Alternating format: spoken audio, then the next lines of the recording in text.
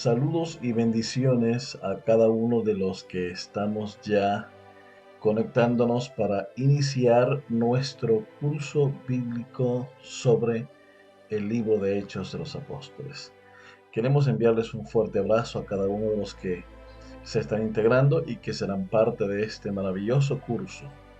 Una de las cosas que necesitamos entender es que el estudio de la Biblia es un asunto muy serio en este tiempo cuando hay tanta diversidad de pensamiento y de interpretación. Mi nombre es José Melvis Suazo y estaré con ustedes aquí dirigiendo este curso. Soy profesor de teología y estaré guiándoles en el estudio de este curso sobre el libro de los Hechos de los Apóstoles. Así que vamos a iniciar con nuestra primera clase de este curso especial de Hechos de los Apóstoles que estamos auspiciando y que estamos dirigiendo a través del Instituto Teológico Amiel. Así que vamos a ir ya de una vez a nuestro contenido para que comencemos a observar y a ver todo lo que los materiales que vamos a estar compartiendo con ustedes durante este curso de teología, especialmente sobre el libro de los Hechos de los Apóstoles. Por muchos años hemos estado hablando sobre la doctrina de los apóstoles, la doctrina de la iglesia primitiva, el acontecer de la iglesia primitiva y de los apóstoles, cómo fue que enseñaron ellos. El problema radica es que a medida el tiempo ha pasado, la iglesia con el tiempo abandonó esa primera doctrina, esa doctrina primaria apostólica, y se fue por interpretaciones meramente humanas. Eso lo puede corroborar la historia a través de, allá por el siglo IV después de Cristo, comenzó una cristianización de dogmas y creencias que eran paganas y fueron cristianizadas. Y de esa manera la iglesia abandonó la doctrina primaria de los apóstoles. De manera que durante este curso vamos a estar analizando esa primera historia, esos hechos de los apóstoles, esa sintonía que había en los apóstoles a pesar de la distancia, a pesar de las épocas en las que ellos escribieron y que abordaron temas de interés guiados por el Espíritu Santo. Como les había dicho, mi nombre es José M. Suazo y estaremos guiándoles en este curso bíblico de los Hechos de los Apóstoles, donde vamos a aprender el contexto en el cual se desarrollaron estos hechos. Yo soy profesor de teología en el Instituto Teológico Amiel. Hemos estado allí desde hace ya varios años como director general del instituto y ayudando, capacitando y dando herramientas teológicas a mucha gente, varios cientos de personas y miles de personas que hasta ahora se han graduado en el Instituto Teológico de Miel con diversos cursos que tienen que ver directamente con el estudio de las Sagradas Escrituras. De manera, mis queridos y apreciados hermanos, que hoy vamos a estar estudiando un aspecto importante del libro de los Hechos de los Apóstoles. De hecho, hoy vamos a hacer una introducción, un repaso general sobre todo el contenido que vamos a estar viendo durante este curso. Como les había mencionado, el Instituto Teológico Amiel es una institución sin fines de lucro que busca capacitar a todos aquellos que desean ser capacitados en el área de la teología para poder compartir y colaborar cada uno en sus respectivas congregaciones con contenido de estudio teológico bíblico. De manera que al final de la presentación del día de hoy van a ver la dirección donde también nos pueden acompañar. De hecho, les queremos invitar para que nos puedan seguir a través de nuestro canal de YouTube. Me pueden encontrar en @jmsuazo Y también en Facebook pueden encontrarnos a través de @ibamiel y pueden respondernos o escribirnos a través de nuestro WhatsApp, que lo vieron al principio, en para que podamos compartirles todo este conocimiento que vamos a estar estudiando en este curso. Muy bien, vamos a ir rápidamente entonces al resumen de los contenidos que vamos a estar eh, viendo, vamos a estar abordando durante todo este curso de Hechos de los Apóstoles. Primeramente, vamos a estar estudiando en una próxima clase sobre el contexto histórico, que dicho sea de paso, eso lo vamos a pasar rápidamente el día de hoy. El contexto histórico en el cual se desarrollaron los hechos apostólicos del libro de Hechos. Luego vamos a hablar acerca del contexto teológico. Vamos a abordar temas como la estructura literaria del libro de Hechos de los Apóstoles, el destinatario, cuál es el público objetivo al que se dirige el escritor de Hechos de los Apóstoles. Vamos a hablar acerca del escritor, quién lo escribe, en qué época lo escribe, en qué año lo escribe también. Otro aspecto que vamos a estar mencionando precisamente es el tema como la ascensión de Cristo al cielo, el aposento alto. Vamos a hablar acerca de cuál sería probablemente el aposento alto donde se reunían los apóstoles. Parece ser que era un sitio de alguno de los seguidores de Cristo en aquella época, que habilitó ese espacio para que pudiese Cristo, que digan los apóstoles, reunirse, ya que estaban iniciando los preparativos del cumplimiento de la misión que Cristo les encomendó antes de su ascensión al cielo. Una de las cosas que vamos a estar abordando es la unidad de la iglesia primitiva, cómo fue que se llegó a esa unidad de la iglesia primitiva, ya que era muy difícil la situación que estaba pasando. Así que cómo esta iglesia llegó a estar plenamente unida, vamos a estar hablando de eso. Y lo vamos a hablar como un requisito para el Pentecostés. Un requisito para que el Espíritu Santo viniera sobre ellos era la unidad de los primeros creyentes. Además vamos a estar viendo también sobre aspectos de Esteban y de Cornelio, que fue básicamente el punto crucial por medio de quienes entró el Evangelio hasta los gentiles. Cornelio, más propiamente hablando, fue el individuo por medio del cual el Evangelio pasó a los gentiles. Vamos también a estar hablando acerca del llamado de Saulo, el llamamiento de Saulo, cómo fue, en qué circunstancias se dio. La Biblia nos dice que iba rumbo a Damasco cuando fue encontrado, abordado por el Señor y le hizo el llamado. Y Saulo, básicamente al llegar a Tarso, lo que hizo fue encontrarse con Ananías y otros apóstoles que estaban ahí reunidos para poder hacer la preparación de Pablo para el ministerio. Luego vamos a estar abordando aspectos como el primer viaje misionero de Pablo. Vamos a tener varios temas sobre ese aspecto. Vamos a estar abordando cómo fue, en qué circunstancias se dieron, quiénes eran los ayudantes de Pablo en ese primer viaje misionero, dónde comenzó ese viaje misionero, dónde terminó el primer viaje misionero. Vamos a ver también cómo en el segundo viaje misionero ya no iban los mismos que iban en el primer viaje misionero. Vamos a también estudiar las razones por las que en el segundo viaje misionero ya Pablo no iba con Bernabé.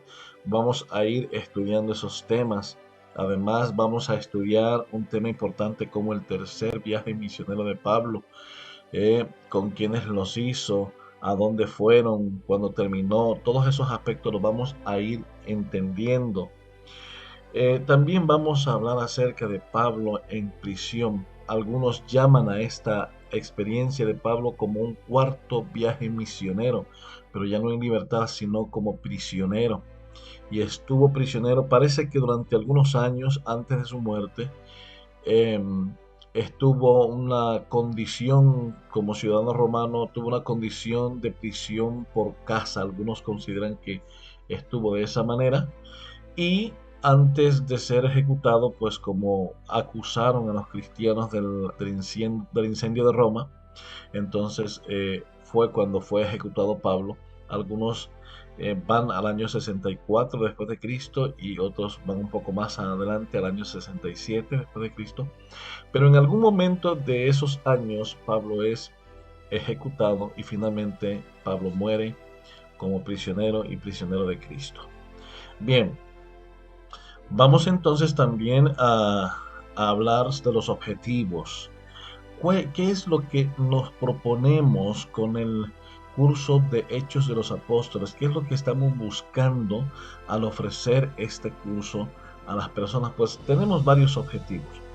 Lo primero es incentivar, motivar el espíritu de investigación que debe tener cada persona, cada creyente. De hecho, cada creyente debería someterse únicamente a la investigación y no a repetir lo que otras personas dicen, lo que otros líderes dicen.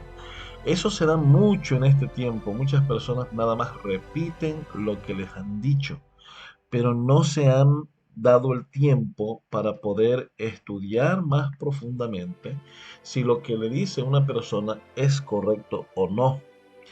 Eh, por ejemplo, en este curso vamos a buscar que el alumno pueda recibir las herramientas necesarias para que sea un buen investigador. Hay que también entender que muchas personas no investigan no porque no quieren investigar aspectos bíblicos o doctrinales, sino porque la mayoría de veces no cuentan con las herramientas necesarias para poder llevar a cabo una investigación sobre un tema en particular. Así que nuestro objetivo, uno de los objetivos es entregar esas herramientas para motivar al estudiante, al creyente de hoy, al líder de hoy, a que pueda ser un investigador de la Biblia.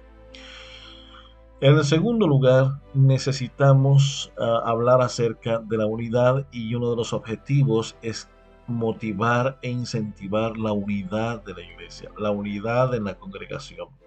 Unidad en todos los aspectos, no solamente unidad de estar unidos a una iglesia, sino el hecho de estar unidos por medio de la enseñanza bíblica, lo que la Biblia realmente enseña.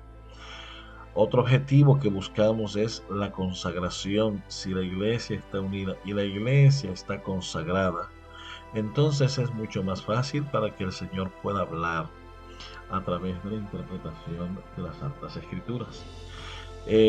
Nos dice la Biblia que el aposento alto era un lugar perfecto y era apartado donde solamente los primeros cristianos se reunían para mantener esa comunión con Cristo por medio de la oración.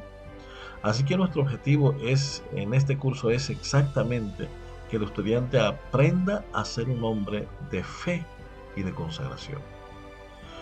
Em, Otro objetivo que tenemos en este curso es que haya un crecimiento espiritual. Dice la Biblia que después de Pentecostés la iglesia primitiva creció en número y en consagración. Y es que ese es nuestro objetivo. Nuestro objetivo es que el estudiante crezca espiritualmente para que la iglesia crezca en número y en vida espiritual.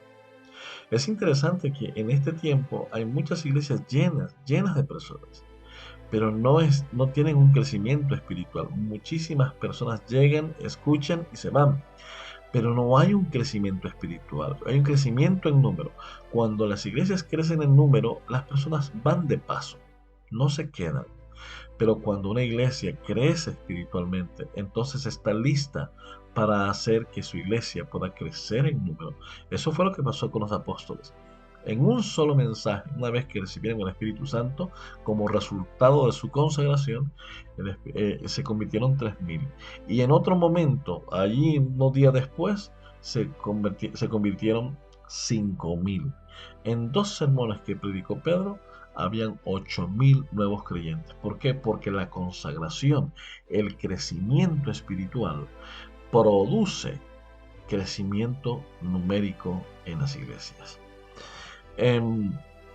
Vamos también a estar abordando aspectos que tienen que ver con no solamente con la unidad, con la consagración, sino también que queremos que nuestros estudiantes puedan conocer la historia, conocer bien el libro de Hechos, porque tal cual lo dice el libro de Hechos, es un libro que narra y describe los hechos de los primeros cristianos.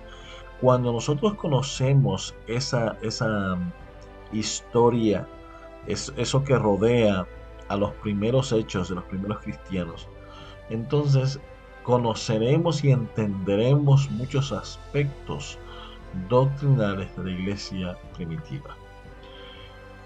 Vamos entonces a ir rápidamente a la introducción, ¿no? Y vamos a ver nada más la introducción ah, de este curso sobre Hechos de los Apóstoles. Lo primero que necesitamos entender es que los Hechos de los Apóstoles abordan el origen de la iglesia primitiva. Habla de los primeros creyentes de Jesús que continúan la misión de Cristo o el propósito de Cristo. Otra cosa que necesitamos comprender es que no existe ningún otro relato en ninguna otra parte del Nuevo Testamento ni de escrituras alternas que narren con tanta precisión lo que se abordó en la iglesia primitiva. Mientras que los evangelios narran el significado de la vida, la muerte y la resurrección de Cristo, los Hechos de los Apóstoles lo que hace es retomar el relato desde el momento en que Cristo resucita, asciende Cristo al cielo y traza una línea de desarrollo de los primeros hechos, de las misiones principales que realizaron los primeros creyentes en la iglesia primitiva. Así que eso es básicamente lo que necesitamos entender. Así que cuando nosotros leemos un poquito Hechos, nos vamos a dar cuenta que constituye prácticamente un segundo manuscrito. Ya había otro antes. El primer manuscrito lleva el nombre del escritor, que en este caso era Lucas. Pero el segundo manuscrito fue titulado como Los Hechos de los Apóstoles. Estos constituyen prácticamente dos partes escritas por el mismo autor. Por lo tanto, el mismo libro nos detalla que quien es el personaje que escribe es prácticamente Lucas, porque es el mismo que escribe el Evangelio. ¿Por qué decimos esto? Porque en los primeros versículos encontramos que hay un mismo destinatario, que en este caso sería Teófilo. Teófilo es el destinatario del Evangelio de Lucas, como también lo es el de Hechos de los Apóstoles. Todo esto necesitamos comprenderlo, que Lucas redacta estos dos manuscritos alrededor de un ambiente cultural que se conocía como la cultura grecorromana. En ese tiempo esta era la cultura que predominaba el Imperio Romano. Así que al lado también estaban sus raíces que se ahondaban en el subsuelo de la literatura y las artes de la Grecia, que era prácticamente la madre de la civilización europea de aquel momento y de todo lo que conocíamos como el Imperio Romano, que era grandísimo. Cuando abordamos el tema del desarrollo de la iglesia primitiva, desde la ascensión de Cristo hasta el encarcelamiento del apóstol Pablo en Roma y el comienzo del ministerio allí, aquí entonces encontramos a que muchos eruditos de la Biblia ven el libro como el comienzo formal de la era del Espíritu Santo. Es decir, que no es que antes no participara el Espíritu Santo en las actividades específicas, sino que es que el comienzo de la obra formal del Espíritu Santo es a partir de lo que Cristo hizo como un anuncio de una gran campaña misionera por todo el mundo. Pero eso no podría hacerse solamente bajo la inspección del ser humano, sino que por medio de la intervención de Dios a través del Espíritu Santo. Bien, vamos entonces a hablar un poco acerca del escritor. ¿Quién fue el escritor de Hechos? Bueno, pues prácticamente lo que encontramos allí es que es el mismo que escribió Lucas. Es el segundo libro que escribe de una obra de dos partes. La primera la conocemos como Lucas, la segunda como Hechos de los Apóstoles. Así que Pablo en la carta a los Colosenses, definiéndolo como Lucas, el médico querido, en Lucas 4:14, y según el historiador Eusebio, dice que había nacido en Antioquía de Siria y era un gentil. Es decir, sería Lucas el primero de todos los escritores del Nuevo Testamento, sería el primero de todos los escritores del Nuevo Testamento y de todos los apóstoles y de todos los cristianos que podemos ver en Hechos, sería el primero en ser gentil y que ocupa un lugar preeminente en la literatura del Nuevo Testamento. No sabemos mucho, de hecho, ni cuándo se convirtió, ni cómo fue su conversión. Cuando venimos a darnos cuenta, ya estaba ayudando a Pablo.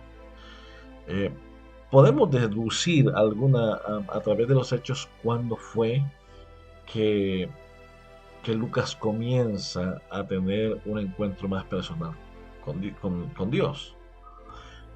Algunos eruditos lo que hacen es, se basan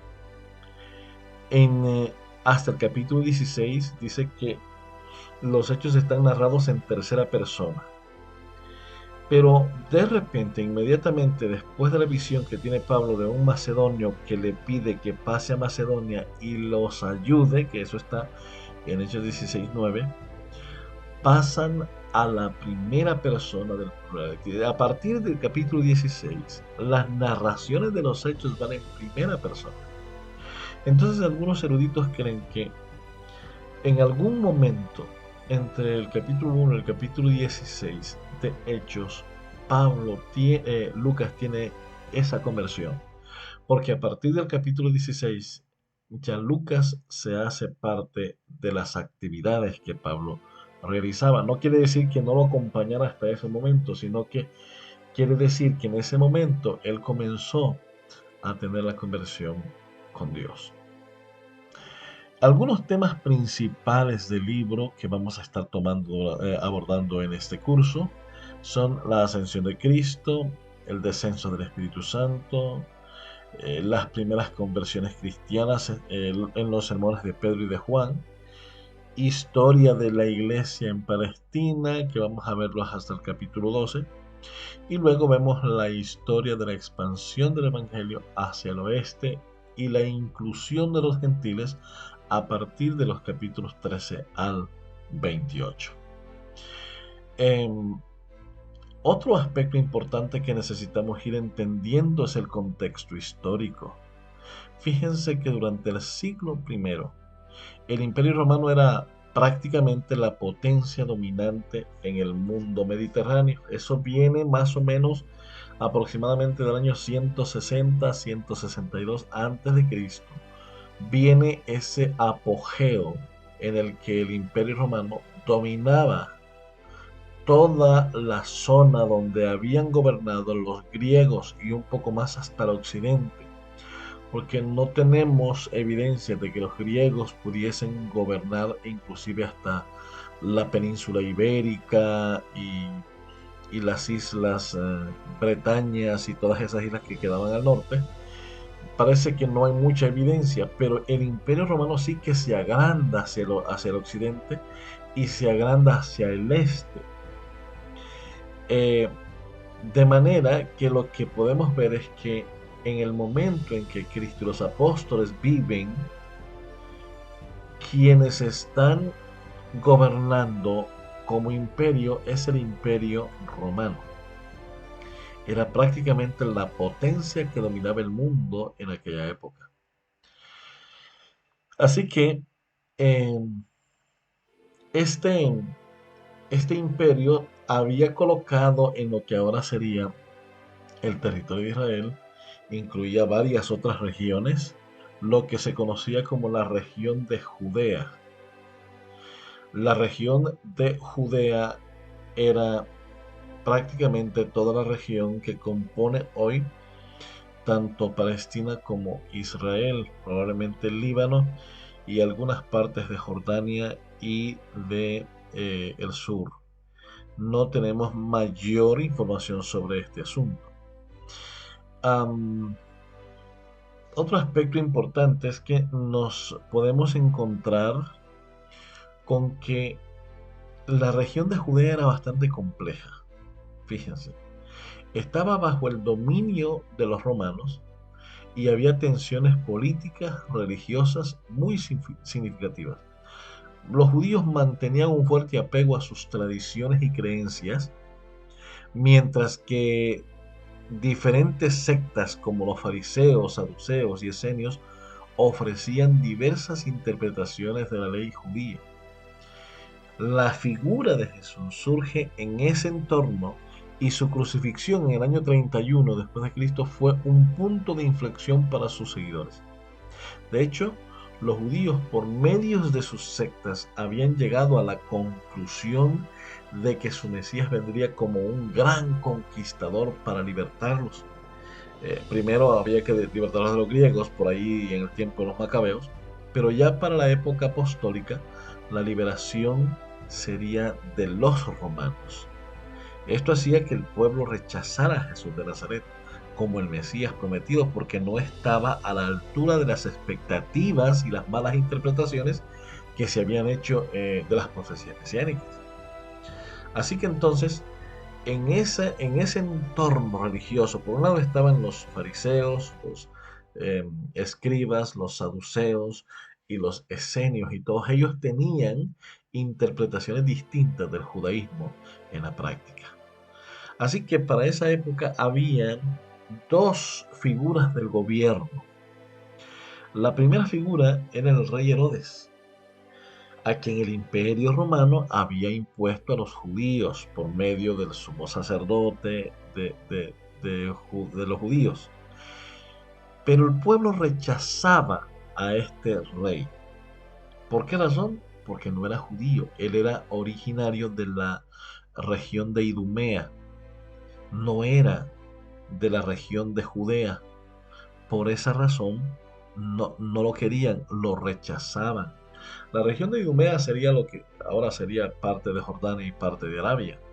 Sin embargo, no era judío, por eso no lo querían. El segundo, la segunda figura ah, como autoridad de la región sería el gobernador de Judea, que en el tiempo de Jesús y los apóstoles era Poncio Pilato, quien era también rechazado por el pueblo porque era quien finalmente imponía los impuestos por orden imperial y no era judío tampoco. Así que entonces tenían sobre ellos al imperio a través de estas dos figuras.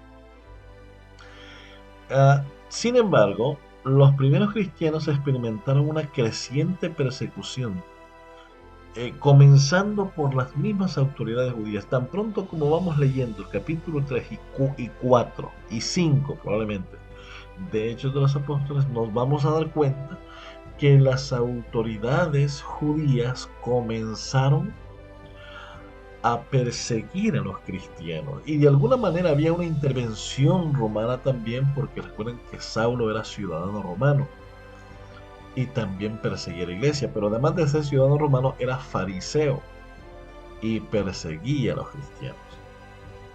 Así que entonces comienzan a ser perseguidos. Hay mucha historia en Hechos de los Apóstoles cuando vemos que llegaba primeramente a las sinagogas y en las sinagogas era rechazado, entonces él se salía de allí y se iba a las plazas porque allí filosofaba con los griegos y comenzó mucho gentil a hacerse cristiano.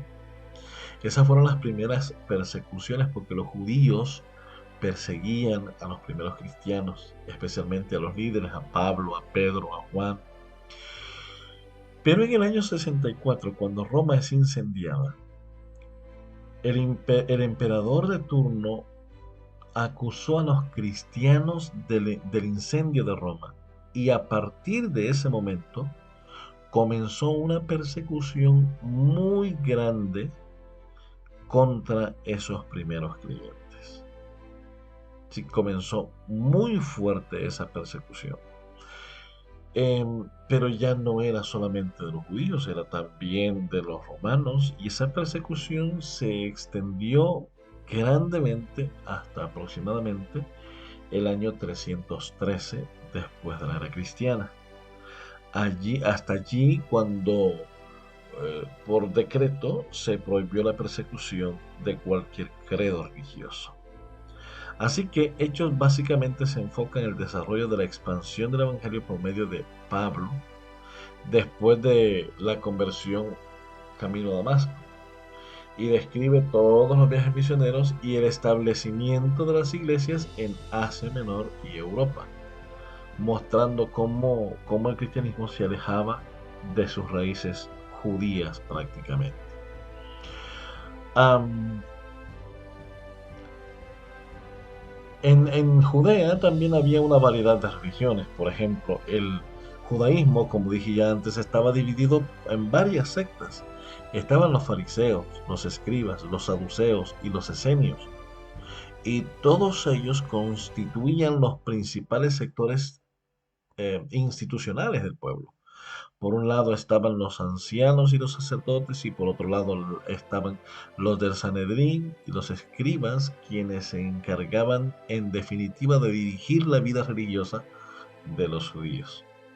Así que, por el otro lado, no solamente el judaísmo estaba dividido, sino que también la región de Judea estaba rodeada por un sinfín de religiones paganas.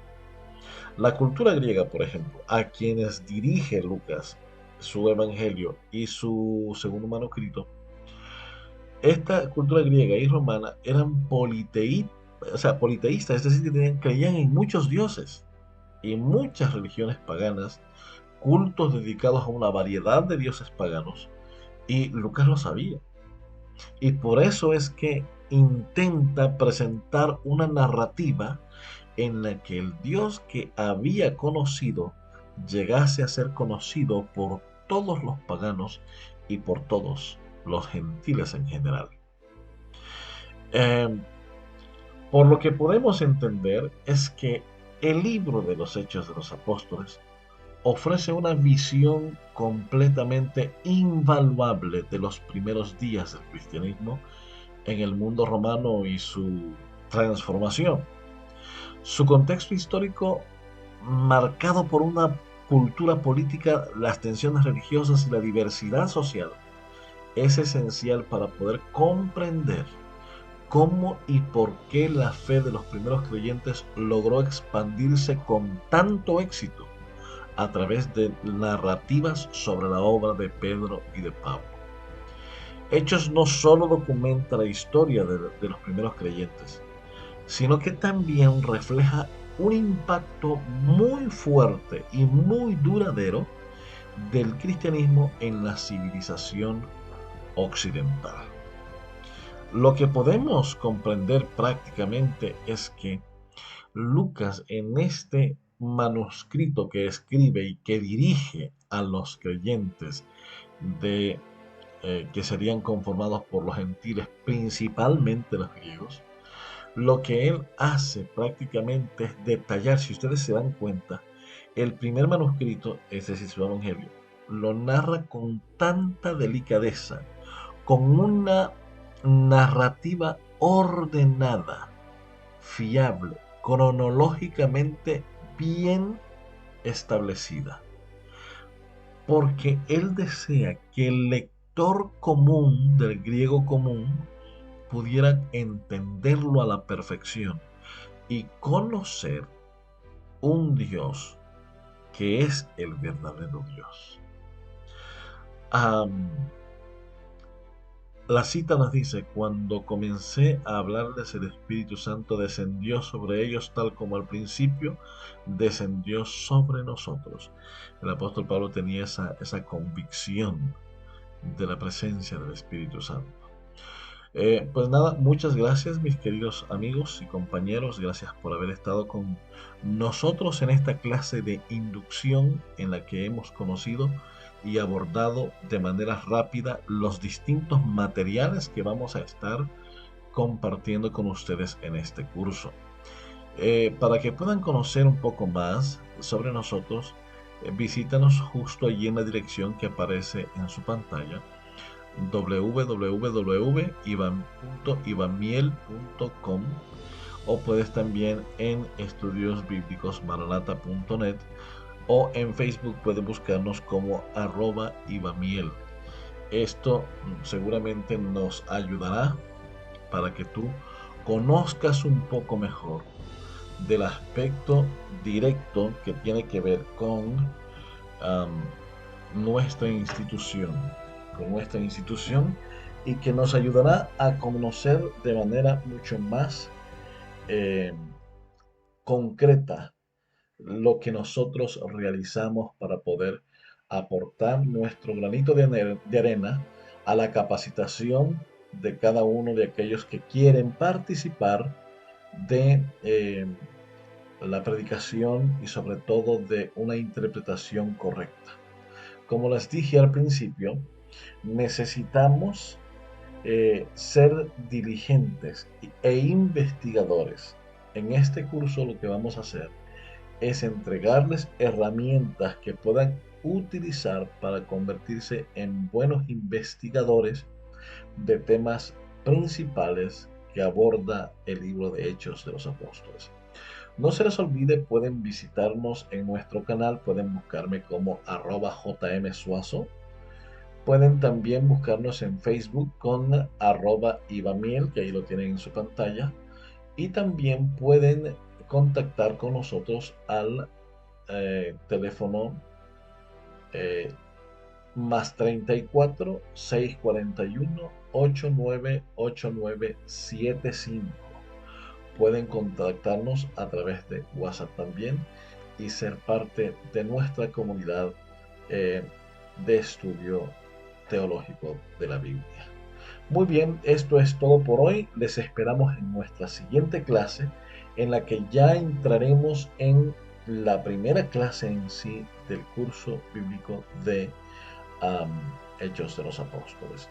Les envío un fuerte abrazo. Recuerden, yo soy José Suazo, soy profesor de teología, y en este curso estaremos guiándote para que puedas llegar hasta el final y tener una mejor percepción del libro de Hechos de los Apóstoles. Que Dios te bendiga y hasta la próxima.